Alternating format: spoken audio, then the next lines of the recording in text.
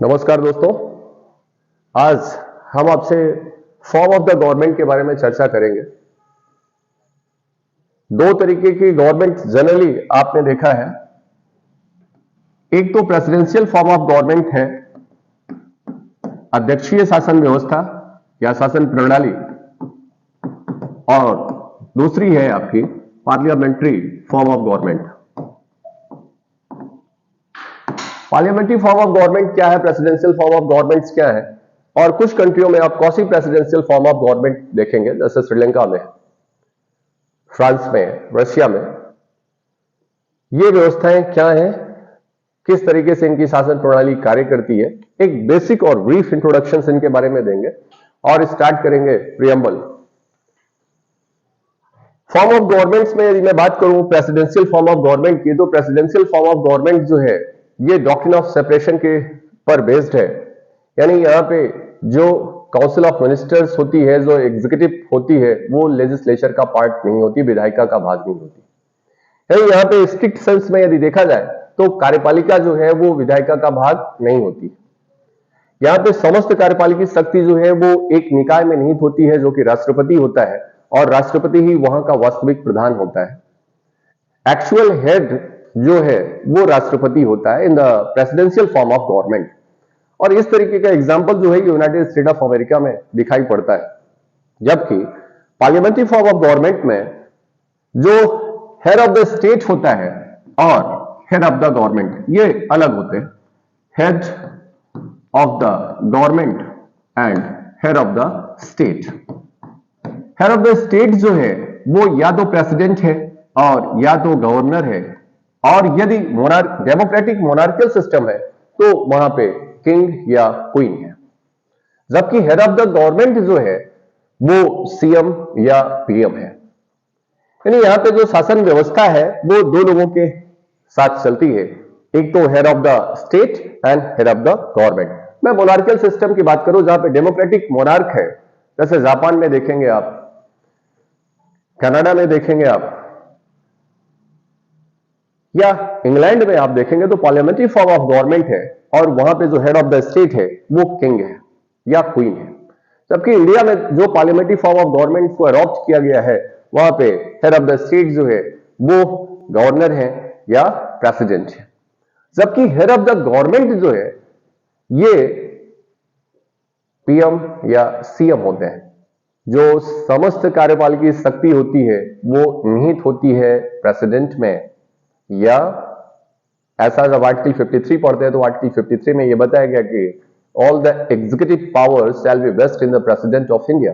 और यही बात स्टेट के लिए आप देखोगे तो समस्त कार्यपालिकी शक्ति राज्य की गवर्नर में निहित होती, लेकिन एक्चुअल पावर जो वेस्ट करती है वो पीएम में करती है या सीएम में करती है। क्यों? क्योंकि ऐसी कार्यपालिकी शक्ति का जो भी प्रयोग किया जाएगा, एक्सरसाइज किया जाएगा, वो with the aid and advice of the council of ministers.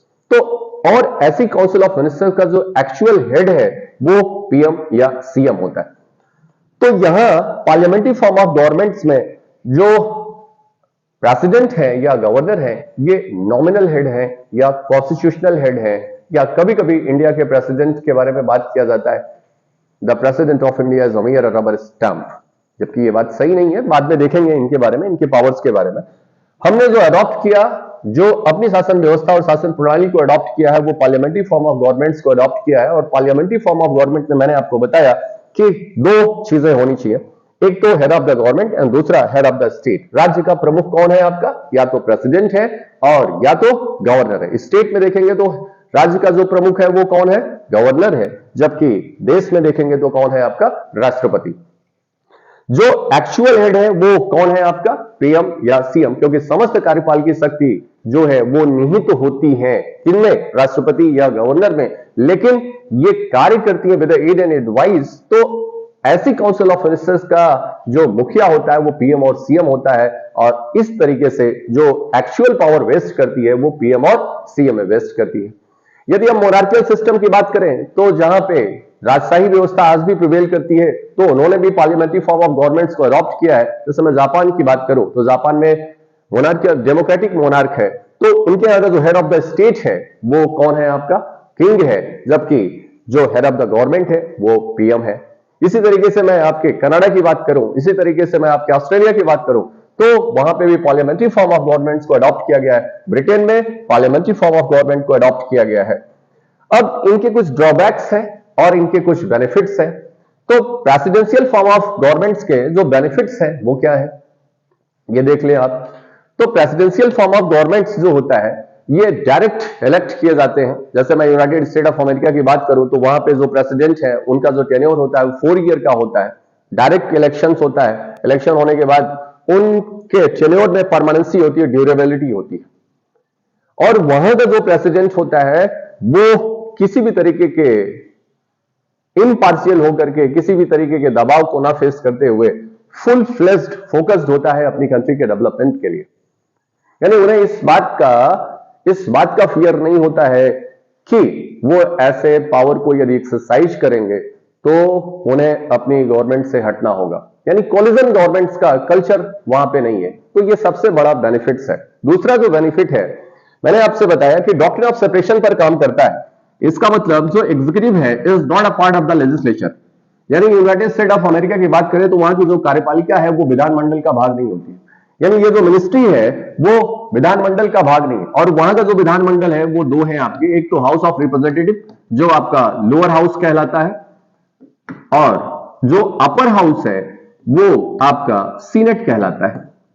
तो सीनेट का मेंबर होना जरूरी नहीं है, हाउस ऑफ रिप्रेजेंटेटिव का जो है मेंबर होना आवश्यक नहीं है एग्जीक्यूटिव होने के लिए। इसका मतलब कि एग्जीक्यूटिव कोई भी हो सकता है यूनाइटेड स्टेट ऑफ अमेरिका या प्रेसिडेंशियल फॉर्म ऑफ गवर्नमेंट के। तो जहां पे भी प्रेसिडेंशियल फॉर्म ऑफ गवर्नमेंट है वहां पे बेस्ट ब्रेन को यूज किया जा सकता है, उस मिनिस्ट्री में लाया जा सकता है। यानी डिफेंस मिनिस्टर आपको बनाना है तो आर्मी ऑफ चीफ को ला सकते हैं आप, वेदर ही और C is a part of the legislature or not. तो ऐसे बेस्ट ब्रेन को, ऐसे एक्सपर्टीज को, उनके एक्सपर्टीज को क्या किया जा सकेगा, यूटिलाइज किया जा सकता है। That is the benefit of the presidential form of government. क्यों? क्योंकि उनकी कार्यपालिका किसका भाग नहीं है, विधायिका का भाग नहीं है। तो किसी को भी कार्यपालिका में शामिल किया जा सकता है और उनके एक्सपर्टीज और ब्रेन को यूटिलाइज किया जा सकता है। ये उनके बेनिफिट्स हैं।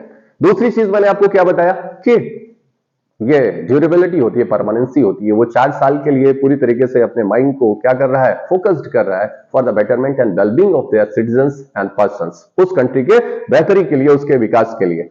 बोलो भाई। और ऐसी स्थिति में उनके बीच में कोई कोलिजन कल्चर नहीं है, कोलिजन गवर्नमेंट का कोई कल्चर नहीं है। तो ऐसी स्थिति में वो फ्री एंड फेयर वर्क कर सकता है, ऐसा काम हो सकता है। जबकि कुछ बेनिफिट्स आपके पार्लियामेंट्री फॉर्म ऑफ गवर्नमेंट्स में भी है। बोलो। अच्छा, ड्रॉबैक्स क्या हो सकता है प्रेसिडेंशियल फॉर्म ऑफ गवर्नमेंट का? ड्रॉबैक्स ये है कि ऐसी स्थिति में जो प्रेसिडेंट है वो किसी भी व्यक्ति को क्या कर सकता है, एग्जीक्यूटिव का पार्ट बना सकता है। तो उसका यसमैन भी हो सकता है, या ऐसा भी हो सकता है कि यदि वो कॉम्पिटेंट नहीं है तो उसे भी क्या कर सकता है, वो एग्जीक्यूटिव का पार्ट बना सकता है। तो ये उसके ड्रॉबैक्स हैं।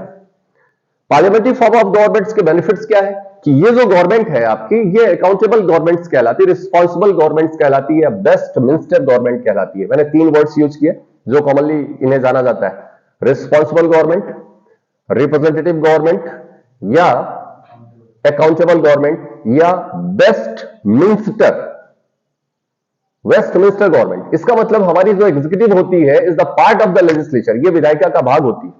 और इस संदर्भ में हमारी कार्यपालिका जो होती है वो संसद के प्रति उत्तरदायी होती है। यानी कार्यपालिका जो भी कार्य करती है उसका जो असेसमेंट होता है वो पार्लियामेंट में किया जाता है। और मोर स्पेसिफिकली और अगर स्पेसिफिक कर दो इसे तो वो क्या हो जाएगा आपका कि लोकसभा के प्रति यानी लोअर हाउस के प्रति ये क्या होते हैं, अकाउंटेबल होते हैं। यानी हमारे यहाँ के जो मिनिस्टर्स हैं वो अकाउंटेबल हैं किसके प्रति, हमारी लोकसभा के प्रति। यानी अपनी मिनिस्ट्री में रहते हुए उन्होंने जो भी फंक्शंस किया है, जो भी वर्क किया है, दे आर अकाउंटेबल। उनसे क्वेश्चन किया जा सकता है पार्लियामेंट में, उनसे बातें पूछी जा सकती हैं। तो इसलिए they have to be more cautious and careful. उन्हें अपने काम को करते समय क्या होना रहता है, बहुत ही केयरफुल एंड कॉन्शियस रहना होता है। बोलो भैया। दूसरी चीज कि यदि हम इसके बेनिफिट्स की बात करें तो बेनिफिट्स में दूसरी चीज क्या है, पहली चीज तो अकाउंटेबल गवर्नमेंट हो गई। दूसरा बेनिफिट्स क्या है आपका कि हम ये जानते हैं कि किसी भी पर्सन्स को 6 महीने के लिए मंत्री पद दिया जा सकता है। 6 महीने के लिए बिना किसी सदस्य का बिना किसी हाउस का मेंबर हुए वो सदस्य हो सकता है, चाहे वो लोकसभा का हो या ना हो, राज्यसभा का हो या ना हो। 6 महीने तक उसे क्या किया जा सकता है, मंत्री बनाया जा सकता है। तो ऐसी स्थिति में यदि मुझे किसी के ब्रेन को यूज करना है तो 6 महीने तक उसके ब्रेन को क्या कर सकते हैं, उसके एक्सपर्टीज को यूज कर सकते हैं। ये उसके क्या है, बेनिफिट्स है। आपने ये पढ़ा हुआ है कि मंत्री जो भी है वो कितने दिन तक रह सकता है, 6 माह तक, और 6 माह के भीतर ही उसे दोनों हाउसेस में किसी हाउस का क्या होना चाहिए, मेंबर होना चाहिए। तो 6 महीने तक तो रह सकता है, और 6 महीने तक हम उसके एक्सपर्टीज और उससे नॉलेज और उसके एक्सपीरियंस को क्या कर सकते हैं, यूटिलाइज कर सकते हैं। क्या सालों, तो ये भी इसके बेनिफिट्स हैं। बोलो भाई। और जो भी डिफेक्शन से रिलेटेड जो बातें हैं, जो कोलिजन से रिलेटेड और डिफेक्शन से रिलेटेड जो बातें, ऐसे हार्श लॉ बना करके कठोर कानून बना करके, एंटी डिफेक्शन लॉ जो आपने देखा हुआ है, उन्हें बना करके डिफेक्शन यानी दल बदल के व्यवस्था को क्या किया जा सकता है, रोका जा सकता है। तो यदि ये क्वेश्चन आपसे पूछा जाता है कि इंडिया का जो पार्लियामेंट्री फॉर्म ऑफ गवर्नमेंट है, यदि वो प्रेसिडेंशियल फॉर्म ऑफ गवर्नमेंट हो जाए तो क्या इफेक्ट आएगा, इसके बारे में मैं चर्चा करूंगा आपसे कभी। अभी सिर्फ मैं आपको ये बता रहा हूं कि ये जनरली है क्या आपके, ठीक है। अच्छा, इसके ड्रॉबैक्स क्या, सेटबैक्स क्या है। अभी ये गवर्नमेंट जो चल रही है हमारी, इस गवर्नमेंट के पहले आप देखें तो कोलिजन गवर्नमेंट्स का कल्चर था। इसका मतलब जो भी सरकारें बनाते थे वो कई पार्टियों के जो है कोलिजन के साथ, सहयोग के साथ बनाए करते थे। तो कोई भी गवर्नमेंट जो है ऐसे हार्ड एंड फास्ट डिसीजन नहीं ले पाती थी, क्योंकि उन्हें अपीच करना होता था अदर पार्टीज को, जो कि वो उनके साथ पार्टी ने सपोर्ट किया। तो ऐसी स्थिति में बेटरमेंट नहीं हो पाता था, उन्हें टोटली फोकस्ड होना पड़ता था किसको, अपनी गवर्नमेंट्स को बचाने के लिए, उसे सेव करने के लिए, उसे सेव करने के लिए, ना कि कंट्री के बेटरमेंट्स के लिए। वो काम नहीं कर पाते थे। That is the drawback of this system. ये लेकिन कब, जब ये कोलिजन गवर्नमेंट की बातें हैं। दूसरा जो है, जो हमारी रीजनल पार्टियां हैं वो इमर्ज कर रही हैं। रीजनल पार्टियां हमारी जो आपकी, वो अपने एरिया में रह करके वो इमर्जिंग फोर्स यूज करती हैं, और इमर्जिंग फोर्स यूज करते हैं वो सदैव किसके बारे में बात करती हैं, अपने इंटरेस्ट के बारे में बात कर रही हैं। ऐसे बहुत सारे स्टेट हैं, आप देखें तो उन स्टेट्स में देखेंगे जो भी रीजनल पार्टियां हैं वो किसके इंटरेस्ट के बारे में सोचेंगी, कभी भी वो ब्रॉडर सेंस में नहीं सोचती हैं, वो अपने रीजन के बारे में, अपने प्रोविंस के बारे में ही सोचती हैं, वो नेशनल इंटरेस्ट के बारे में बात नहीं करती। तो ये पार्लियामेंट्री फॉर्म ऑफ गवर्नमेंट्स के क्या है, सेटबैक्स है। अल्टीमेटली हमने इस व्यवस्था को इसलिए अडॉप्ट किया कि 1935 के एक्ट के द्वारा पार्लियामेंट्री फॉर्म ऑफ गवर्नमेंट को अडॉप्ट किया गया था, और इस व्यवस्था से हम यूज्ड टू थे, और इसलिए इस व्यवस्था को हमने अडॉप्ट करा, ठीक है। और मैंने आपको बताया कि सबसे बेहतर और सबसे जो खूबसूरत बात है इस व्यवस्था की, वो क्या है, आपकी अकाउंटेबल गवर्नमेंट, रिस्पॉन्सिबल गवर्नमेंट। यानी हमारी ये जो गवर्नमेंट है वो क्या है, अकाउंटेबल है, रिस्पॉन्सिबल है, ठीक है। तो जब भी हमारे एग्जीक्यूटिव के द्वारा कोई भी कार्य किया जाता है, वो इस बात को माइंड में रख करके किया जाता है कि उन्हें इस बात को आंसर करना हो, ही इज जस्ट आंसरेबल, ठीक है। तो ऐसी स्थिति में, और तीसरी जो व्यवस्था मैंने आपको बताया, quasi presidential form of government. Quasi presidential form of government जो है वो आपकी रशिया में दिखती है, फ्रांस में दिखती है, श्रीलंका में दिखती है, quasi presidential form of government. वहां पे देखिए जरा, ये जो व्यवस्था है आपकी, ये आपने देखा है कि आपके यहां यानी पार्लियामेंट्री फॉर्म ऑफ गवर्नमेंट में आप एमपी को इलेक्ट करते हो, और किसको आपने, एमएलए को इलेक्ट किया। बोलो भैया, सांसद और विधायक को आपने चुना है, यानी यहां पे आपने इन्हें डायरेक्ट इलेक्ट किया है। बोलो बेटा, और यही एमपी और एमएलए जिनको आपने इलेक्ट किया हुआ है, ये इलेक्ट कर रहे हैं किसको, प्रेसिडेंट को। यानी इसका मतलब कि हमारे यहां जो प्रेसिडेंट है उसका जो इलेक्शन है उनका, वो कैसे है, इनडायरेक्ट वे में हो रहा है। कैसे हो रहा है, इनडायरेक्ट होता है। जब आपने देखा है कौन सा, जब आर्टिकल 54 पढ़ते हैं और आर्टिकल 55 पढ़ते हैं, जब मैं प्रेसिडेंट पढ़ाऊंगा तो आपको बताऊंगा। 54 में electoral college of the president के बारे में बात किया गया है। इलेक्टोरल कॉलेज में कौन है, वहां पे elected member of the parliament. कौन है आपके, elected member of the parliament, यही है आपके। और पार्लियामेंट में 2 हाउसेस हैं, आपको पता है, एक तो अपर हाउस है आरएस, और दूसरा कौन है, एलएस, लोअर हाउस है आपका। लोकसभा और राज्यसभा, और इसके जो इलेक्टेड मेंबर है वो पार्टिसिपेट करेंगे, उनका जो मतदान है उसमें भाग लेते हैं, इलेक्टेड, नॉमिनेटेड नहीं। दूसरा जो है कौन है आपका, जो आपके स्टेट लेजिस्लेटिव असेंबली है, जिसको जो आपने एमएलए को चुन करके भेजा हुआ है, वो इनके इलेक्शन में पार्टिसिपेट कर रहे हैं। मैं आपको समझा रहा हूं, quasi presidential form of government, just wait. तो यहां पे इनका इलेक्शन इनके द्वारा किया जा रहा है। आपने इनको इलेक्ट करा है और इन्होंने किसको इलेक्ट करा है, प्रेसिडेंट को। तो यहां पे जो इलेक्शन का मेथड है वो कैसा है, इनडायरेक्ट मेथड है। ये बात समझ पाए। और ये कहां बताया गया है कि कौन भाग लेंगे उनके चुनाव में, तो आपने बताया elected member of the parliament and elected member of the legislative assembly, बोलो भैया। और 55 में मैनर बताया गया है कि किस तरीके से आपके प्रेसिडेंट का इलेक्शन होगा, what will be the manner. ये मैनर जो बताया गया है कहां बताया गया है, 55 में बताया गया। तो वहां पे बताया proportional representation by the single transferable method. किस मेथड के द्वारा इनका इलेक्शन होना है, आनुपातिक प्रतिनिधित्व प्रणाली के द्वारा, ठीक है। प्रोपोर्शनल रिप्रेजेंटेशन होना चाहिए, क्या है कैसे है ये हम लोग प्रेसिडेंट के इलेक्शन में देखेंगे, अभी मैं आपको समझा रहा हूं। तो इनका जो इलेक्शन हो रहा है वो कैसे हो रहा है, इनडायरेक्ट हो रहा है। कैसा हो रहा है, इनडायरेक्ट हो रहा है, यानी पार्लियामेंट्री फॉर्म ऑफ गवर्नमेंट। जबकि प्रेसिडेंशियल फॉर्म ऑफ गवर्नमेंट में, प्रेसिडेंशियल फॉर्म ऑफ गवर्नमेंट में जो प्रेसिडेंट का इलेक्शन होता है, जनता उन्हें क्या करती है, डायरेक्ट इलेक्ट करती है। यूनाइटेड स्टेट ऑफ अमेरिका में देखिए कि वहां पे जो इलेक्शन हो रहा है वो कैसे हो रहा है, डायरेक्ट इलेक्ट होता है। बोलो, वहां की जनता डायरेक्ट किसको वोट करती है, प्रेसिडेंट को कर रही है, बोलो भाई। जबकि quasi presidential form of government में क्या हो रहा है, क्वासी प्रेसिडेंशियल फॉर्म में जनता जो है, पब्लिक, वो पीएम को भी इलेक्ट कर रही है और किसको इलेक्ट करती है, प्रेसिडेंट को भी इलेक्ट करती है। Quasi presidential form of government, ठीक है ना। तो आपके यहां देखिए जरा आप, क्या अंतर मिला आपको कि वहां पे जो इलेक्ट होकर के जा रहा है, प्रेसिडेंट भी जाता है, और इलेक्ट होकर के कौन जा रहा है, आपका पीएम भी जा रहा है, बोलो भैया। और ये व्यवस्था कहां देखा है आपने, श्रीलंका में देख लीजिए आप, ठीक है। तो श्रीलंका हो गया, रशिया हो गया, फ्रांस हो गया, quasi presidential form of government. Presidential form of government में आप कौन सा देख रहे हो, आप presidential form of government United state of America को आपने देखा, पार्लियामेंट्री फॉर्म ऑफ गवर्नमेंट में यूके और इंडिया। क्लियर हो गई बातें इतनी, ठीक है। तो ये व्यवस्था है और इनके सेटबैक्स क्या है, इनके जो है समस्याएं क्या है, ये मैंने आपको बता दिया। कभी अब्स्ट्रैक्ट में क्वेश्चन बनता है कि व्हाट इफ, क्या होगा यदि भारतीय व्यवस्था यानी पार्लियामेंट्री फॉर्म ऑफ गवर्नमेंट को चेंज कर दिया जाए, किसमें चेंज कर दिया जाए, प्रेसिडेंशियल फॉर्म ऑफ गवर्नमेंट में, किस व्यवस्था में, तो क्या होगा, इस पर आंसर करके बताइएगा आप, ठीक है। आपको लिखना है कि what would be the effect, क्या प्रभाव पड़ेगा यदि भारतीय शासन प्रणाली को किसमें चेंज कर दिया जाए, प्रेसिडेंशियल फॉर्म ऑफ गवर्नमेंट में, ठीक है। चर्चा करेंगे इस पर हम आपसे। चलिए अब आते हैं प्रियम्बल पर। प्रियम्बल जो है आपका, ये सबसे पहले जो ऑब्जेक्टिव रेजोल्यूशन प्रस्तुत किया गया 13 दिसंबर 1946 को by Pandit Jawaharlal Nehru before the constituent assembly. Constituent assembly के सामने पंडित जवाहरलाल नेहरू के द्वारा एक ऑब्जेक्टिव रेजोल्यूशन प्रेजेंट किया गया, और यही जो ऑब्जेक्टिव रेजोल्यूशन था, यही आगे चल करके प्रियम्बल का भाग बना। किसका, प्रियम्बल का पार्ट बना, ठीक है।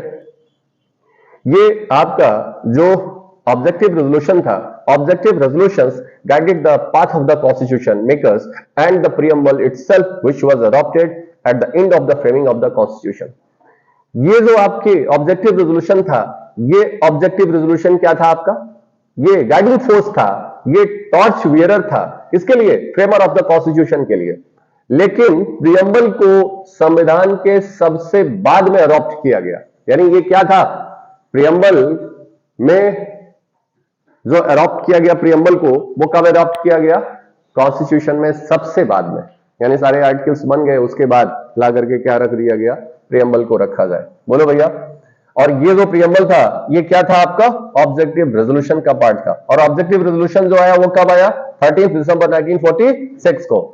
ये किसके द्वारा प्रेजेंट किया गया था, पंडित जवाहरलाल नेहरू के द्वारा किया गया था। Objective resolution called the precursor of the preamble of our constitution. Objective resolution जो था उसे प्रिकर्सर कहा गया। किसका प्रिकर्सर कहा गया, अग्रदूत कहा गया, किसका, बोलो भैया, बोलेंगे नहीं आप लोग, किसका, प्रियम्बल का।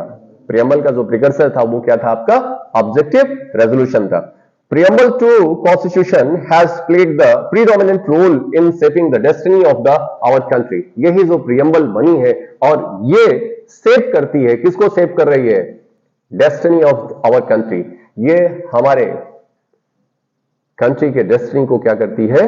सेव करती है। मैंने आपसे क्या बताया? Objective resolution which was presented by the Pandit Jawaharlal Nehru in 30th दिसंबर, ठीक है, 1946, and this objective resolution was the precursor of the preamble, and the preamble was the last part which was adopted by this constituent assembly, the become the last part of the, ये सबसे पहली चीज थी जो guiding force provide कर रही थी और सबसे बाद में इसी को क्या किया गया? अडॉप्ट किया गया। यही ऑब्जेक्टिव रेजोल्यूशन क्या था? आपका प्रिकर्सर था। किसका? प्रियम्बल का। और यही प्रियम्बल जो है आपके कंट्री के डेस्टिनेशन को क्या कर रही है? डिसाइड कर रही है। बोलो भैया, ये बात समझ पाए? क्लियर हुआ? और जहां जहां पे भी आपकी ये जो प्रियम्बल है, जहां जहां पे भी आपके कॉन्स्टिट्यूशन में आज भी ये क्या करता है? ये गाइडिंग फोर्स प्रोवाइड करता है। अभी बताएंगे आपके, ठीक है, कैसे गाइड प्रोवाइड करता है कि जब भी आपको इंटरप्रिटेशन की जरूरत है, जब भी आपको किन्हीं वर्ड्स पर एम्बिगिटी दिखती है, you have to visit your preamble. आपको क्या विजिट करना है? आपके प्रियम्बल। तो आज भी ये गाइडिंग फोर्स देती है हमारी ऑनरेबल कोर्ट्स को जब किसी भी प्रोविजन को उन्हें इंटरप्रेट करना होता है। बोलो भाई, वेरुवारी की केस में ये बता दिया गया था, वेरुवारी वर्सेस जो आपकी केस थी यूनियन ऑफ इंडिया की केस में, उसमें ये बताया गया था, इन री वेरुवारी का केस है, उसमें क्या स्पष्ट किया गया था? It is a just key to open the mind, it is a just a key. Preamble क्या है? Key to open the mind of the framer of our constitution. हमारे संविधान निर्माताओं के विचारों को जानने की क्या है? ये कुंजी है। यानी आप किसी भी प्रोविजन को यदि आप इंटरप्रेट कर रहे हो, यदि किसी वर्ड्स में यदि एम्बिगिटी है, तो ऐसे इंटरप्रेटर को इंटरप्रिटेशन करने के लिए आपको कहां विजिट करना होगा? प्रियम्बल में करना होगा। तो मैं आपको कट इन शॉर्ट में दो बातें बता रहा हूं आपको। प्रियम्बल जो है वो क्या है आपका? प्रियम्बल ऑब्जेक्टिव रेजोल्यूशन का पार्ट है। ऑब्जेक्टिव रेजोल्यूशन कब आया?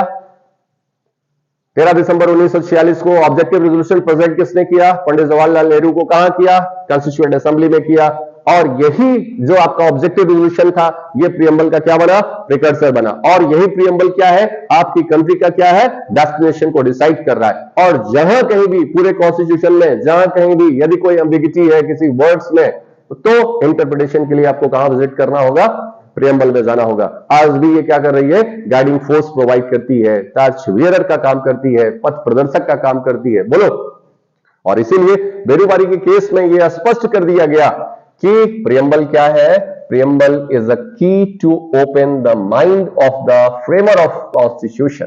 जो हमारे संविधान के निर्माता हैं, उनके विचारों को, उनके विजन क्या थे उस समय, ऐसे में आपको जानना है तो कहां जाना होगा? आपको कहां जाना होगा? प्रियम्बल को विजिट करना होगा। प्रियम्बल को विजिट करना होगा। ये जो प्रियम्बल है आपकी, प्रियम्बल से तीन बातें आपको स्पष्ट होती है, मेनली 4 नॉट 3। कितनी बातें? ठीक है, देखो जरा प्रियम्बल में देखा जाए, बहुत ही इंपॉर्टेंट है। यहां से स्टार्ट होता है आपका प्रियम्बल जो है। प्रियम्बल से 4 बातें पहली बता दूं आपको कि जो आपको पता चलती हैं। पहली चीज तो आपको सोर्स का पता चलता है। मेरे साथ साथ आपको बोलना है, क्या पता चल रहा है? सोर्स का पता चल रहा है। फिर आपको डेट ऑफ इनैक्टमेंट का पता चलता है। डेट ऑफ इनैक्टमेंट क्या है ये भी पता चलता है। कहां से? आपके इस प्रियम्बल से। तीसरा पॉइंट जो है आपके, इसका फॉर्म पता चलता है कि इंडिया का फॉर्म क्या होगा, डेस्टिनेशन क्या होगा, रूप क्या होगा, आकार क्या होगा। और नेक्स्ट क्या है? इसके ऑब्जेक्टिव क्या है, आपके कॉन्स्टिट्यूशन के लक्ष्य क्या है, गोल क्या है, आइबुल क्या है, ठीक है, बुल साई क्या फिक्स किया है आपने। ये कहां से पता चल रहा है? आपका कॉन्स्टिट्यूशन से पता चलता है, उसके प्रियम्बल से पता चलता है। ये जो प्रियम्बल है ये क्या है? आपका प्रीफेस कहा जाता है। बोलो भैया, मुख पृष्ठ है आपका। ये क्या है आपका? ये हॉरोस्कोप कहा जाता है। के.एम. मुंशी ने प्रियम्बल को क्या कहा था? It is the horoscope of our constitution. ये हमारे संविधान की जन्मपत्र कुंडली है, जन्मपत्री है, कुंडली है। जैसे कोई लड़का पैदा होता है तो लड़का पैदा होने के बाद उसकी जन्मपत्री बनाई जाती है। इसका मतलब फ्यूचर उसका कैसा होगा, क्या विकास करेगा, क्या पढ़ेगा, कहां रहेगा। बोलो भाई, ये बात कहां डिसाइड किया जाता है? आज तक किसी की कुंडली में ये पता चला कि टेररिस्ट बनेगा, ऐसा कुछ पता चला? ये बता दिया जाता है कि आईएएस बनेगा, जज बनेगा, बहुत बड़ा संत बनेगा, ऐसा नहीं लिखा पढ़ा मिला, मुझे आज तक तो नहीं मिला। चलो जोक सपाट, मैं आपसे क्या कह रहा हूं कि यह जन्मपत्री क्यों कही जा रही है, क्योंकि इससे पता चलेगा कि यह संविधान आज पैदा हुआ है, इस संविधान के द्वारा इसका फ्यूचर क्या होगा। इसी प्रियम्बल के द्वारा डिसाइड हो रहा है कि इस संविधान का जो आज पैदा हुआ है इसका फ्यूचर क्या होगा, भविष्य में ये क्या करेगा, कहां तक जाएगा, what will be the extent of this constitution.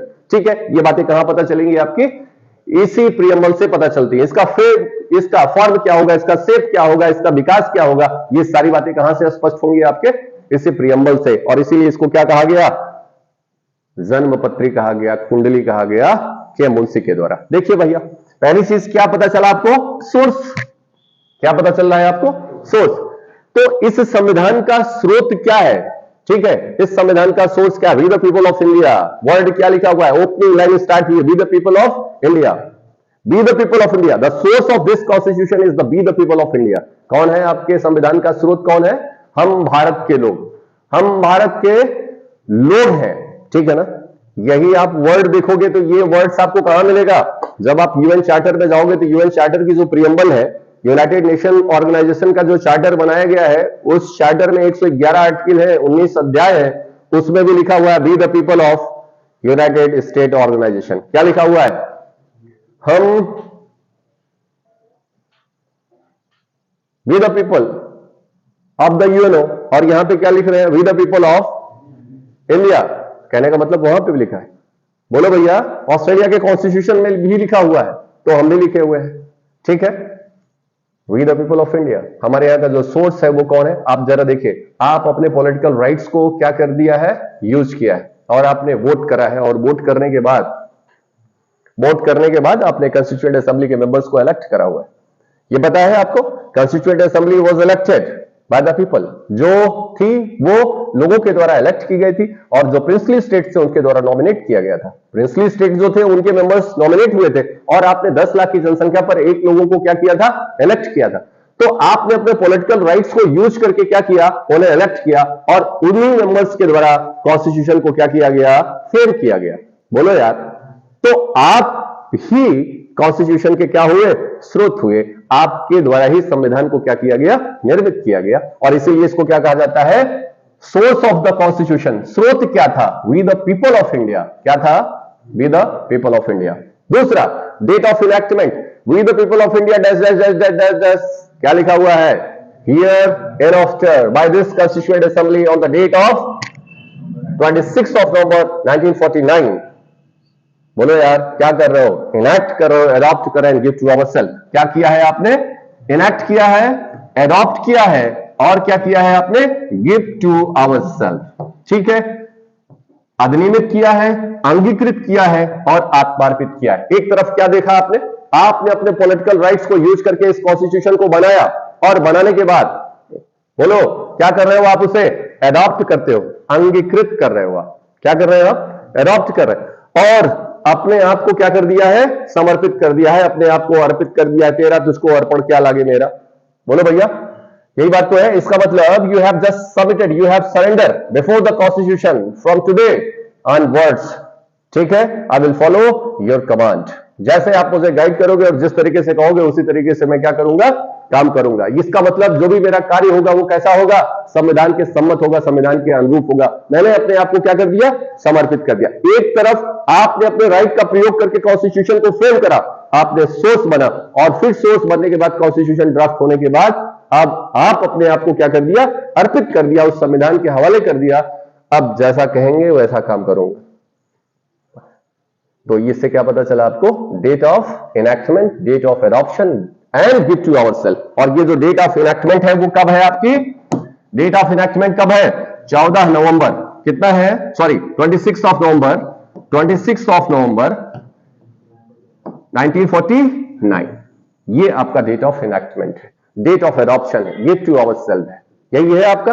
बोलो बेटा, इतनी बातें हैं।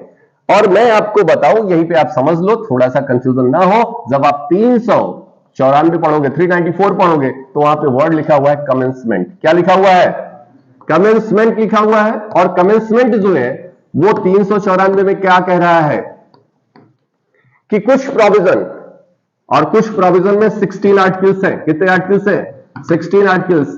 कब लागू हो जा रहे हैं। किस डेट को लागू हो जा रहे हैं? डेट ऑफ इनैक्टमेंट को इन्फोर्स हो जा रहे हैं। और कितने आर्टिकल्स हैं आपके?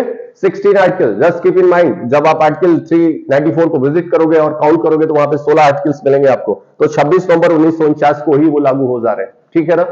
The remains articles shall enforce on the date of 26 of January 1950। तो आपसे कभी इन्फोर्समेंट ऑफ द कॉन्स्टिट्यूशन पूछे तो कौन सी डेट होगी? कौन सी डेट होगी? 26 जनवरी 1950 की इन्फोर्समेंट डेट है आपका, लागू होने की डेट है, प्रवर्तित होने की डेट है। और एनैक्टमेंट की डेट आपसे पूछे, एडॉप्शन की डेट पूछे और गिफ्ट टू आवर सेल्फ की डेट पूछे तो कौन सा हो जाएगा आपका? तो मैंने आपसे क्या बताया? इस प्रीएम्बल से आपको क्या पता चला? इस प्रीएम्बल से आपको सोर्स का पता चला। सोर्स क्या है? We the people of India. दूसरी चीज क्या पता चला? Date of enactment. Date of enactment क्या है आपका? इसी प्रीएम्बल से पता चला 26 नवंबर 1949। और डेट ऑफ इन्फोर्समेंट क्या है? 26 जनवरी 1950। Is it clear? तीसरी चीज है फॉर्म। तीसरी चीज क्या है आपका? फॉर्म है। क्या है? फॉर्म। यानी हमारे इंडिया का जो फॉर्म होगा, रूप होगा, आकार होगा, प्रकार होगा, वो क्या होगा? बोलो भैया, क्या प्रकार होगा आपके इंडिया का? बोलो। तो हमने सोलमली एंड फॉर्मली ये चीज क्या किया था? डिसाइड किया था। बोलो भैया कि हमारी इंडिया कैसी होनी चाहिए? इंडिपेंडेंट होनी चाहिए। कैसी होनी चाहिए? सॉवरेन होनी चाहिए। कैसी होनी चाहिए? डेमोक्रेटिक होनी चाहिए। कैसी होनी चाहिए? रिपब्लिक होनी चाहिए। बोलो भाई। यानी formally by this constituent assembly it was solemnly resolve कि हमारी इंडिया का जो फॉर्म होगा वो कैसा होगा। तो इंडिया का फॉर्म जो है वो रूप कैसा होगा, इसका डेस्टिनेशन क्या होगा? तो इंडिपेंडेंट होगी। क्या होगी? इंडिपेंडेंट होगी। क्या होगी? सॉवरेन होगी। बोलो भैया, सॉवरेन होगी। और कैसी होगी कंट्री आपकी? डेमोक्रेटिक होगी। कैसी होगी? डेमोक्रेटिक। और तीसरा कैसा है आपका? रिपब्लिक होगा। कैसा होगा? रिपब्लिक। ये चीजें हमारी इंडिया, यानी 3 शब्द है यहां पे प्रियम्बल में आपके। इनिशियली ओरिजिनली ये यूपीएससी में क्वेश्चन आपसे पूछा गया था कि जब भारतीय संविधान को लागू किया गया 1950 में, तो प्रियम्बल में ओपनिंग लाइन क्या थी आपकी? वो 3 वर्ड्स थे आपके पास। कितने वर्ड्स थे? Yes D R. बोलो भैया, yes D R. Sovereign, democratic, Republic. ये यूपीएससी 2021 या 20 का क्वेश्चन है, 21 परहैप्स। ये पूछा था 1950 में जब संविधान लागू हुआ था तो प्रियम्बल की जो ओपनिंग लाइन थी उसमें कितने शब्द थे? तो कौन से शब्द थे आपके? सॉवरेन था, डेमोक्रेटिक था, रिपब्लिक था। ठीक है, अभी 1 बाय 1 देखा जाएगा। अभी तो बस आप देखिए कि हमारा जो फॉर्म होगा इंडिया का, जो रूप होगा, जो प्रकार होगा, जो आकार होगा, वो किस तरीके से होगा। तो पहली चीज बता दिया गया, हमारी कंट्री कैसी होगी? सॉवरेन होगी। कैसी कंट्री होगी आपकी? सॉवरेन। अब आप जरा देखिए, मैं आपको ले चलता हूं। अब आप देखिए, आपके यहां यह बताया गया है कि 1947 के पहले 1947 15 अगस्त, कौन सा? अगस्त 15 1947 के पहले India was a colony of the Britain. क्या थी ये? कॉलोनी थी। 1947 के पहले 15 अगस्त 1947 बिफोर द पार्टीशन इंडिया क्या थी? कॉलोनी थी, उपनिवेश थी। किसका? ब्रिटेन का। बोलो। और यहां से यहां तक 26 ऑफ जनवरी 1950 यहां तक ये क्या था? डोमिनियन था, अधिराज्य था। क्या था? डोमिनियन। और यहां के बाद इंडिया का जो रूप हुआ वो क्या हो गया? सॉवरेन हो गया। क्या हो गया बेटा? सॉवरेन। देख रहे हैं आप? तो इनिशियली बिफोर द 1947 15 अगस्त 1947 के पहले इंडिया कैसी थी आपकी? कॉलोनी थी। रूप बदल रहा है, आकार बदल रहा है, प्रकार बदल रहा है। यहां पे क्या हुआ है? अधिराज्य, डोमिनियन का स्टेटस मिला हुआ है। और इसके बाद क्या मिल गया इसे? सॉवरेन। हमने ये बात डिसाइड करा था, फॉर्मली डिसाइड करा था, मजाकबाजी में नहीं हुआ था, बकवासबाजी में नहीं हुआ था। फॉर्मली डिटरमाइन किया था कि इंडिया कैसी होगी आपके? सॉवरेन होगी। कैसी होगी? सॉवरेन होगी। और कैसी होगी आपकी? डेमोक्रेटिक होगी। और कैसी होगी? रिपब्लिक होगी। यानी हेड ऑफ द स्टेट जो है वो इलेक्टेड होगा। Head of the state hereditary method से नहीं जाएंगे, हेरिडिटिकल मैकेनिज्म नहीं होगा। उनका एक फिक्स टेन्योर होगा और उसी फिक्स टेन्योर पर ही वो रहेंगे। यद्यपि हमारे यहाँ के हेड ऑफ द स्टेट जो है वो रीइलेक्ट हो सकते हैं, दूसरी बार हो सकते हैं, but subject to the election. यानी दोबारा आपको जाना पड़ेगा, आर्टिकल 57 पढ़ेंगे तो वहां पे बताया गया है राष्ट्रपति का पुनर्निर्वाचन संभव है। उन्हें पुनर्निर्वाचित किया जा सकता है। और डॉक्टर राजेंद्र प्रसाद आपके यहाँ जो है वो 2 बार रहे भी है। तो मैं आपसे क्या कह रहा हूं, लेकिन जब भी जाओगे आप इलेक्शन के थ्रू ही जाओगे आप, ठीक है। हमारे यहाँ एल्डेस्ट सिस्टम नहीं, हमारे यहाँ मोनार्कियल सिस्टम नहीं है कि हमारा जो हेड ऑफ द स्टेट होगा वो राजतंत्र से होंगे और वंशानुगत होंगे, ऐसी कोई व्यवस्था नहीं है। तो इंडिया कैसी होगी आपकी, सॉवरेन होगी, डेमोक्रेटिक होगी और रिपब्लिक होगी। अभी आगे मैं बताऊंगा आपको, आपके प्रियम्बल में अभी तक एक बार अमेंडमेंट हुआ है। कितनी बार हुआ है, एक बार अमेंडमेंट हुआ है, वहां पे लेके चलूंगा। और इसमें अब जो ओपनिंग लाइन है आपकी, ये 1976 में 42nd कॉन्स्टिट्यूशनल अमेंडमेंट के द्वारा, 42वें संविधान संशोधन के द्वारा, किस संविधान संशोधन के द्वारा, 42वें संविधान संशोधन 1976, यही तो हुआ था 1976 में। इसमें 3 वर्ड्स जोड़े गए थे। कितने वर्ड्स जोड़े गए थे, यस आई एस, सिस्टर का छोटा फॉर्म सिस बोला जाता है, तो यस आई एस कौन सा है आपका, सोशलिस्ट है, इंटीग्रिटी है और सेकुलर है। 3 वर्ड्स जोड़े गए आपके। कौन कौन से वर्ड जोड़े गए आपके, सोशलिस्ट एंड सेकुलर। तो ये ओपनिंग लाइन जो है आपकी, with the people of India having solemnly resolved and to constitute India as a sovereign, socialist, secular, democratic and Republic, ये अब 5 शब्द हो चुके हैं। कितने हो चुके हैं, तो 1976 में यहां पे जोड़ दिया गया, अब 5 शब्द हो गए। तो आपके यहां यूपीएससी में या पब्लिक सर्विस कमीशन में एक बार इनका क्रम पूछा था। क्या पूछा गया था, क्रम पूछा गया। तो सबसे पहले क्या होगा जरा देखिए, पहले क्या है आपका, सॉवरेन है, फिर क्या है, सोशलिस्ट है, फिर क्या है, सेकुलर है, और फिर क्या है, डेमोक्रेटिक है और रिपब्लिक है। दूसरा जो यूपीएससी में क्वेश्चन पूछा गया था कि ओरिजिनली इन अ कॉन्स्टिट्यूशन क्या था आपका, तो सिर्फ यस डी आर, 1950 की बात है। ये सॉवरेन है, डेमोक्रेटिक है और रिपब्लिक है। दोनों बातें आपको क्लियर हो गई कि नहीं हो गई। तो आपके यहां भी ये क्वेश्चन पूछा जा सकता है, ये ध्यान रखिएगा, ठीक है। Again just keep in mind, ये क्रम याद रहेगा आपको। पहला क्रम कौन सा है, तो फर्स्ट वन इज कौन सा, दूसरा आज की डेट में, आज की डेट में प्रेजेंट में बात करें तो पहला कौन सा है, फिर देन डेमोक्रेटिक, देन रिपब्लिक। तो हम आपको क्या बता रहे थे, इसके पहले मैं आपसे बता रहा था क्या कि हमारे इंडिया का फॉर्म कैसा होगा। तो 1950 में ये था और आज में 5 चीजें आ गई हैं। क्या आ गई है, yes yes yes D R, ठीक है ना बेटा। ये है आपकी प्रेजेंट पोजीशन, ये तो ये फॉर्म बता दिया गया।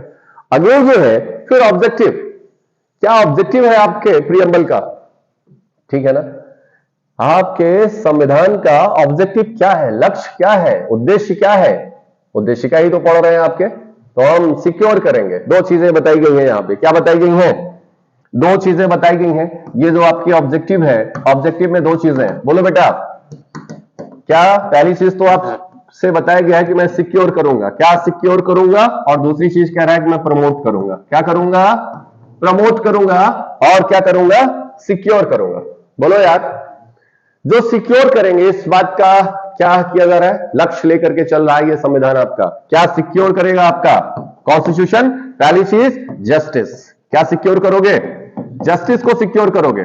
दूसरा क्या सिक्योर करोगे, लिबर्टी को करोगे, बोलो। और तीसरा क्या सिक्योर करोगे,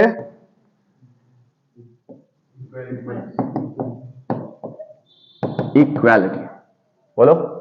3 चीजें सिक्योर करने की बात हो रही है, ये आपका लक्ष्य है। बोलो, हम क्या सिक्योर करेंगे, आपका न्याय। दूसरी क्या चीज सिक्योर करेंगे आपके, इस संविधान के माध्यम से हम जस्टिस प्रोवाइड करेंगे, सिक्योर करेंगे। दूसरा लिबर्टी को सिक्योर करेंगे, और तीसरा क्या है आपके, इक्वालिटी को। और प्रमोट क्या करेंगे, फ्रैटर्निटी, फ्रैटर्निटी को क्या किया जाएगा, प्रमोट किया जाएगा। और डिग्निटी को, किसको, डिग्निटी को, और किसको, यूनिटी को, और किसको, और इंटीग्रिटी को। बोलो बेटा, इंटीग्रिटी, बोलो। और आप देख रहे हैं ना, ये प्रमोट की जा सकती है, ये सिक्योर नहीं की जा सकती, इन्हें प्रमोट किया जा सकता है। सॉलिडेरिटी को बढ़ाया जा सकता है, भाईचारे, बंधुत्व, समरसता को बढ़ाया जा सकता है, जो है इसे सिक्योर नहीं किया जा सकता है। और इसलिए इन्हें हम क्या करेंगे, प्रमोट करेंगे। इन वर्ड्स को आप ध्यान रखिएगा। पहली चीज क्या है? फ्रेटर्निटी। दूसरा क्या है आपकी? डिग्निटी। और फिर क्या है? यूनिटी। और फिर क्या है? इंटीग्रिटी। हम सारे वर्ड्स पे चर्चा करेंगे। अभी सिर्फ मैं आपको सिर्फ एक ओपनिंग इंट्रोडक्शन दे रहा हूं आपको प्रियम्बल के बारे में। जस्टिस जो है वो 3 जस्टिस है जिसे हम आपके साथ क्या करेंगे? सिक्योर करेंगे। पहली जो जस्टिस है वो आपकी कौन सी है? पहली जस्टिस आपकी सोशल जस्टिस। कौन सी जस्टिस? सोशल। और आपको मैं बता दूं प्रियम्बल में जो भी बातें लिखी गई हैं बहुत ही डिटर्मिनेशन के साथ लिखी गई हैं, बहुत ही ब्रेन लगा करके लिखी गई हैं, बहुत ही विचार करके लिखी गई हैं। बात समझ पाए? तो सबसे पहले मैंने जो वर्ड्स लिखा वो सोशल जस्टिस की बात करी। सबसे पहले किस जस्टिस की बात करेंगे हम आपसे? Social justice. यानी first and foremost duty of this constitution to secure the social justice. और यदि सोशल जस्टिस आपका सिक्योर हो गया है then I will proceed to the next justice. और वो क्या है आपकी? Economic justice. कौन सी? Economic justice. ये क्रम याद रखिएगा। और तीसरा जो है आपका पॉलिटिकल जस्टिस। बात समझ रहे हैं आप? यदि पहले 2 जस्टिस आपकी ना हो तो पॉलिटिकल जस्टिस यूजलेस है, वर्थलेस है। ठीक है ना? सिक्योर नहीं हो सकती है। इसको करोगे तब ये होगी, ये करोगे तब ये होगी, और ये दोनों नहीं है तो ये हो ही नहीं सकता है। ये बात आपको पता है? बोलो भाई, खाने के लिए तुम्हारे पास पैसा नहीं है तो तुम इस पॉलिटिकल जस्टिस का यूज कर पाओगे आप? नथिंग, वर्थलेस हो जाएगा। तो आप देख रहे हैं कि हमारे फ्रेमर ऑफ द कॉन्स्टिट्यूशन कितने विजनरी लोग थे। उन्होंने किन सीक्वेंस में और किन चीजों में इन चीजों को रखा हुआ है। बात समझ पाए? तो जस्टिस जो सिक्योर किया जाएगा वो social justice, economic justice and political justice. 3 justice. 5 liberty की बात कर रहा है। किसकी बात कर रहा है? 5 लिबर्टी की बात कर रहे हैं। और 5 लिबर्टी में पहली जो लिबर्टी है वो कौन सी है आपकी? Liberty of thoughts. विचारों की स्वतंत्रता होगी। किसकी स्वतंत्रता होगी? विचारों की। उड़ो जितना उड़ पाओ विचारों में। समझ रहे हैं आप? तो कहते हो हमारे पास विचार ही नहीं है। स्वतंत्रता किस बात की है कि नहीं? हम विचार पे नहीं काम करते हैं, हम आइडियोलॉजी पे काम करते हैं। किस पर काम करते हैं? विचारधारा पे काम करते हैं। विचार है ही नहीं हमारे पास, हम आइडियोलॉजी को फॉलो कर लेते हैं। यदि आपके पास विचार हो तो आइडियोलॉजी थोड़े फॉलो करेंगे आप। ठीक है भाई, लेकिन करना है। ठीक है ना? तो लिबर्टी दिया हुआ है संविधान आपका। किस बात का? Liberty of thoughts, liberty of expression, liberty of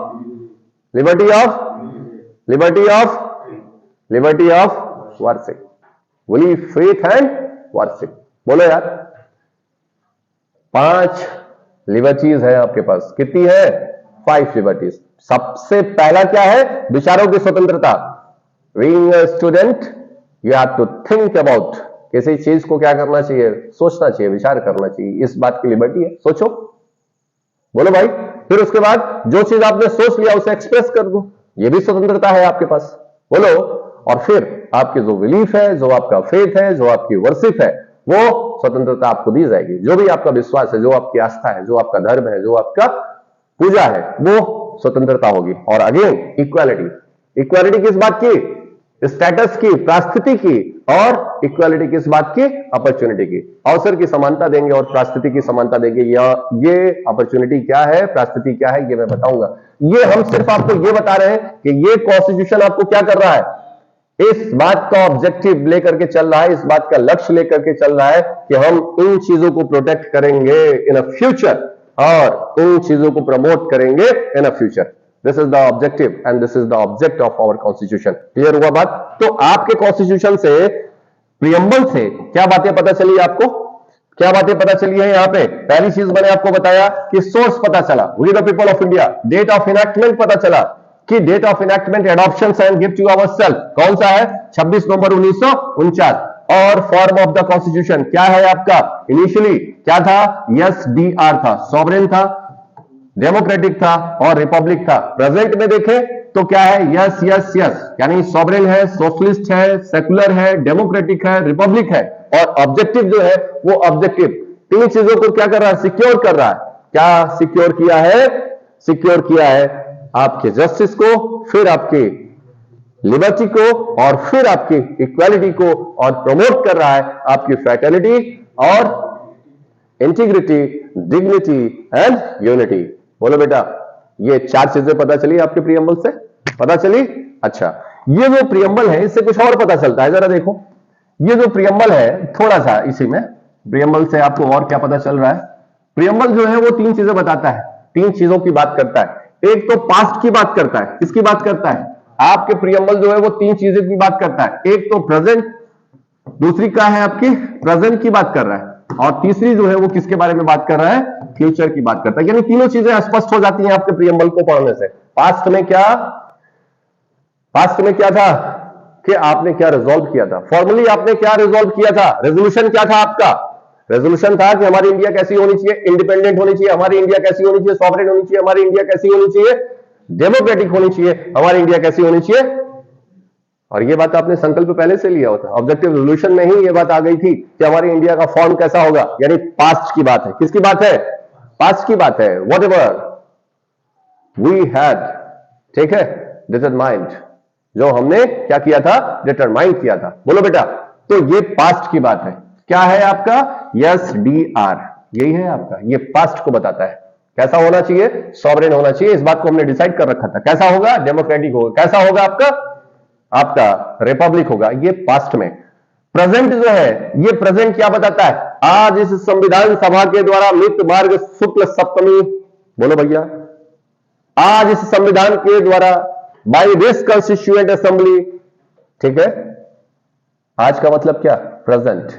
ये प्रेजेंट की बात करता है, किसकी बात कर रहा है, आपका प्रेजेंट की बात करता है। तो क्या बता रहा है आपका, क्या कर रहे हैं, आज इस संविधान सभा के द्वारा क्या कर रहे हैं, इनैक्ट कर रहे हैं, अडॉप्ट कर रहे हैं, एंड गिव टू आवरसेल्फ। तो ये वाला जो पार्ट है उसका प्रेजेंट का पार्ट शो करता है। क्या, 26 नवंबर 1949, ठीक है ना, 26 नवंबर 1949 को क्या कर रहे हैं आप, इनैक्ट किया है, अडॉप्ट किया है, बोलो, and give to ourself. That is the present part of your preamble. ये क्या है, आपके प्रियम्बल का प्रेजेंट पार्ट है। और फ्यूचर क्या है बेटा, फ्यूचरिस्टिक बात क्या है कि हम सिक्योर करेंगे और प्रमोट करेंगे। क्या करेंगे, यानी ऑब्जेक्टिव, बोलो, ऑब्जेक्टिव जो है ये फ्यूचर की बात है, ठीक है ना, इस संविधान के द्वारा ही तो सिक्योर किया जाएगा। तो पहली चीज क्या है, सिक्योर करो, और दूसरी चीज क्या है आपकी, प्रमोट करो। क्या सिक्योर करोगे इस संविधान के द्वारा फ्यूचर में, जस्टिस को, लिबर्टी को, इक्वालिटी को। तीनों बातें क्लियर हुई कि नहीं हुई, आपके प्रियम्बल से क्या पता चला, पास्ट की बातें भी पता चली, प्रेजेंट की बात भी पता चली, और आपकी फ्यूचर की बातें पता चली। यस और नो, क्लियर हुआ, तीनों बातें क्लियर है यहां पे। अगेन आपके इस कॉन्स्टिट्यूशन से क्या पता चल रहा है, ये एक नया क्वेश्चन है, यूपीएससी वालों जरा ध्यान से देखो। और पहली चीज क्या पता चला, ये एक तो रेजोल्यूशनरी पार्ट को बताता है। किसको बता रहा है, रेजोल्यूशनरी पार्ट को बताता है, जिस बात का रेजोल्यूशन आपने दिया हुआ था। बोलो भाई,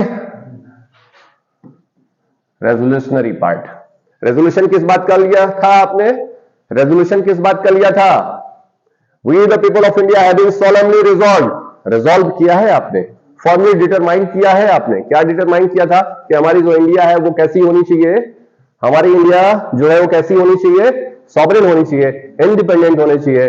बोलो यार, तो वही बात, ये क्या है, रेजोल्यूशनरी पार्ट। क्या है, रेजोल्यूशनरी पार्ट में क्या आता है, यस डी आर, बोलो हाँ या ना। तो यस डी आर क्या है आपका, रेजोल्यूशनरी पार्ट है। और ये कहां पता चल रहा है आपको, प्रियम्बल से पता चलता है। दूसरा डिक्लेरेटरी पार्ट, कौन सा है, डिक्लेरेटरी पार्ट है, ये डिक्लेयर कर रहा है। क्या डिक्लेयर करता है आपका कॉन्स्टिट्यूशन, प्रियम्बल आपकी क्या डिक्लेयर करती है, by this constituent assembly, by this constituent assembly on the 26th of November 1949 here adopt, enact and give to ourself. ये इस बात का डिक्लेरेशन है कि आज इस संविधान सभा के द्वारा हम इसे क्या कर रहे हैं, अंगीकृत कर रहे हैं, अधिनियमित कर रहे हैं और आत्मार्पित कर रहे हैं। ये डिक्लेरेटरी पार्ट है। कौन सा पार्ट है आपका, डिक्लेरेटरी पार्ट है। यस और नो। और तीसरा प्रोविजरी पार्ट, तीसरा कौन सा है आपका, प्रोविजरी पार्ट, प्रोविजरी पार्ट। और प्रोविजरी पार्ट में इस बात की प्रॉमिस की जा रही है आपसे, प्रॉमिस किस बात को की जा रही है कि by this constitution your justice, your liberty and your equality will be secured. इस बात की प्रॉमिस है या नहीं है, that is the provisory part. ये क्या है उसका, और प्रमोट किया जाएगा आपकी फ्रेटर्निटी को, आपकी डिग्निटी को, आपकी यूनिटी को, आपकी इंटीग्रिटी को। यस और नो, बोलो भैया। यदि अब यूपीएससी में या आपके यहां ऐसा कोई क्वेश्चन बनाए कि आवर प्रियम्बल हमारे जो प्रियम्बल है उससे बातें पता चलती हैं, ठीक है ना। यदि आपसे पता चले कि आवर प्रियम्बल, ठीक है, जस्ट सो अस, ऑप्शन बनाए 1 रेजोल्यूशनरी पार्ट, ऑप्शन 2 जो बनाए डिक्लेरेटरी पार्ट, और ऑप्शन 3 बनाए प्रोविजरी पार्ट। अब ये 3 बातें हैं आपकी जो स्टेटमेंट के तौर पर है। Statement 1, the preamble states about the resolutionary part, preamble states about the declaratory part, preamble states about the provisory part. अब ऑप्शन ए बनाए आपका, ऑप्शन नंबर ए, और बताए कि 1 इज करेक्ट। बोलो भैया, ए में क्या बताया है? 1 इज करेक्ट। बी जो है आपका बोथ 1 एंड 2 करेक्ट, बोलो। एंड सी जो है 1, 2 and 3 is correct, none of the above. Answer क्या हो जाएगा आपका? आंसर क्या होगा? सी हो जाएगा। क्वेश्चन बन जाएगा कि नहीं बन जाएगा?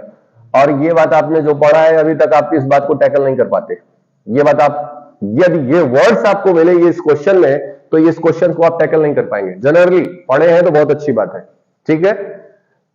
ये वाला वर्ड्स जो है, हमें क्या पता है? हमें सोर्स पता है, हमें क्या पता है? डेट ऑफ इनएक्टमेंट पता है, हमें क्या पता है? फॉर्म पता है, हमें क्या पता हुआ? ऑब्जेक्टिव पता हुआ। लेकिन इस टर्मिनोलॉजी में यदि आपसे क्वेश्चन बना करके पूछेगा यूपीएससी में, तो ये भी आपका resolutionary part, this one is a declarative part and this one is a provisory part, ये ऑल ऑफ द अबव है, करेक्ट हो जाएगा। या दूसरा क्वेश्चन बना करके पूछे कि प्रियम्बल जो है वो प्रेजेंट के बारे में बात कर रही है, पास्ट के बारे में बात करती है और फ्यूचर के बारे में बात कर रही है, whether the statement is correct और नॉट, आंसर इज यस। आपका जो प्रियम्बल है वो किसके बारे में बात कर रहा है? प्रेजेंट के बारे में भी बात कर रही है, पास्ट के बारे में बात कर रही है और फ्यूचर के बारे में भी बात करती है। बोलो भैया, अभी तक मैंने आपको बताया कि आपकी जो प्रियम्बल है वो लॉस्टली सबसे बाद में अडॉप्ट करा गया है। कब अडॉप्ट करा गया? इसे सारे आर्टिकल्स रख लिए गए, उसके बाद ये हुआ कि भाई प्रियम्बल को भी जोड़ दिया जाए, ठीक है। तो बाद में कंस्टिट्यूएंट असेंबली के द्वारा इसे क्या किया गया?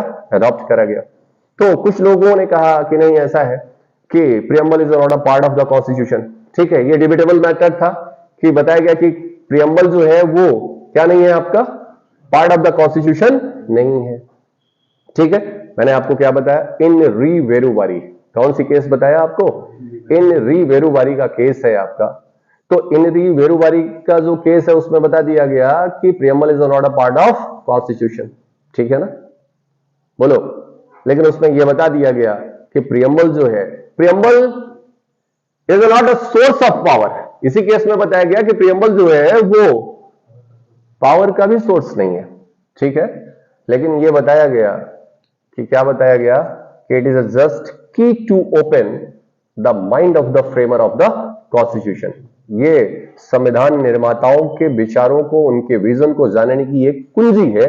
व्हेनेवर यू जस्ट मिसगाइडेड, अब आप कहीं मिसगाइड हो गए तो आप इसे विजिट कर लीजिए और उसी के अकॉर्डिंग आप अपना पथ प्रदर्शन कर लीजिए। बात समझ पाए? तो जहां भी वर्ड्स की एम्बिगिटी है वहां पे आप इसे देख सकते हो, but it is not a part of our constitution. But again in a case of Kesavananda Bharati versus union of India या स्टेट ऑफ केरला, जो भी आप देखें, तो वहां पे इसे क्या बताया गया? क्या बताया गया? कि preamble is a part of constitution. Kesavananda Bharati की केस जो है 1973 में आई थी। कब आई थी? और जब इसे कॉन्स्टिट्यूशन का पार्ट डिक्लेयर कर दिया गया उस केस में, तो 1976 में पहला संविधान संशोधन पहली बार किया गया। 1976 में 42वां संविधान संशोधन प्रियम्बल में किया गया और 3 वर्ड्स को जोड़ा गया। किन वर्ड्स को जोड़े गए? 3 वर्ड्स। मैंने आपको क्या बताया? पहला जो है सोशलिस्ट वर्ड जोड़ा गया, दूसरा जो है वो सेक्युलर वर्ड जोड़ा गया, और तीसरा जो है वो इंटीग्रिटी वर्ड्स को जोड़ा गया। यूनिटी पहले से था, इंटीग्रिटी को बाद में जोड़ा गया, सिस जोड़ा गया, बोलो। लेकिन ये जो शब्द जोड़े गए हैं आपके 42nd कॉन्स्टिट्यूशनल अमेंडमेंट के द्वारा, वो भावनाएं पहले से आपके संविधान में थी, उसी को पुष्ट करने के लिए हमने इन वर्ड्स को क्या कर दिया? शामिल कर लिया। अब कल हम इस प्रियम्बल के आगे के बारे में चर्चा करेंगे, 1 बाय 1 एक एक शब्दों की व्याख्या करेंगे। सॉवरेनिटी क्या है, डेमोक्रेटिक क्या है, सेक्युलरिज्म क्या है, रिपब्लिक क्या होता है, जस्टिस क्या है, किस तरीके की जस्टिस है आपके यहां। 1 by 1 each and every words will be discussed in my next class. यदि आपको ये वीडियो अच्छी लगी हो तो शेयर कर दीजिएगा, लाइक कर दीजिएगा, सब्सक्राइब कर दीजिएगा। यदि आपको कोई डाउट है तो कमेंट बॉक्स में जरूर दीजिएगा। Thank you.